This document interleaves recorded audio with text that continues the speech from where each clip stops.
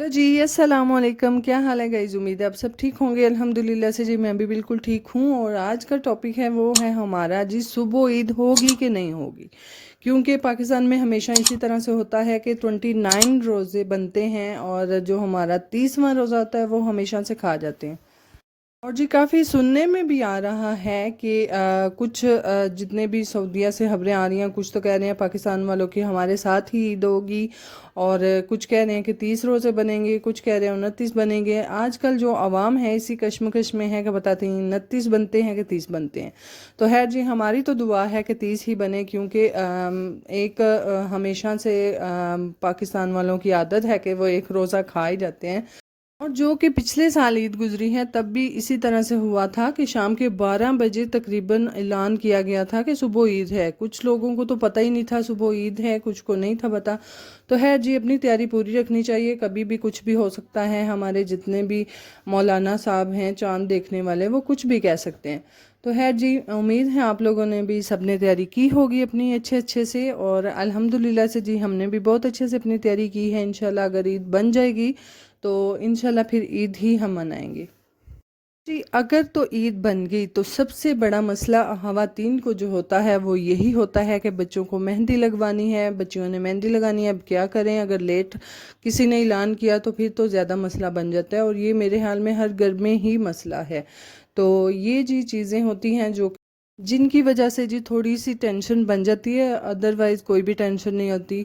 और हमेशा हर घर में इसी तरह से होता है कि टाइम से पहले ही ईद के कपड़े प्रेस वगैरह करके रख दिए गए होते हैं, टाइम से पहले ही जूते वगैरह सब कुछ सेट होता है। बस जी सुबह उठो, नहाओ दो और अच्छे से ईद की नमाज़ पढ़ो और ईद सेलिब्रेट करो।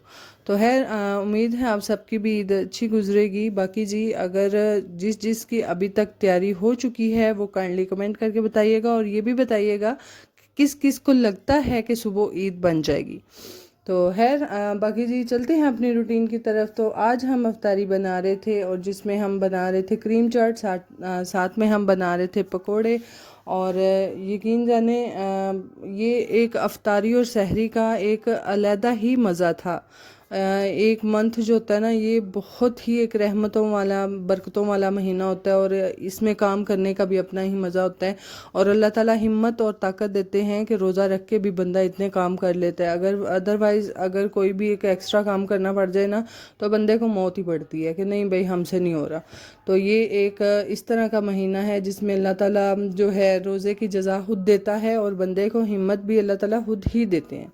तो खैर जी यहाँ पर हमारी जो अफ्तारी थी वो बन के रेडी थी और बच्चे बैठ के जी नाते वगैरह पढ़ रहे थे। और यहाँ पर चीज़ें जो थी हमने रख दी थी, कुछ अभी किचन में ही थी। दूसरी साइड पे हमने तंदूरी को आग लगाई थी ताकि हम जल्दी से रोटियां बना के यहाँ से भी फ्री होके आराम से रोज़ा वगैरह अफ्तार करें।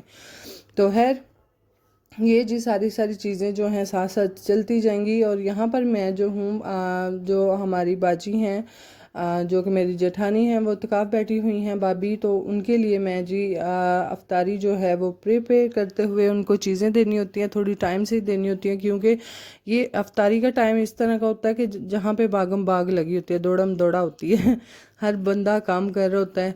और फिर कभी कभी इस तरह का टाइम आ जाता है कि कभी जहन से निकल भी जाता है। तो खैर इस चीज़ का बहुत ख्याल रखना चाहिए कि जो बंदा इत्काफ़ बैठा है उसके लिए सारे सबसे पहले निकाल देनी चाहिए।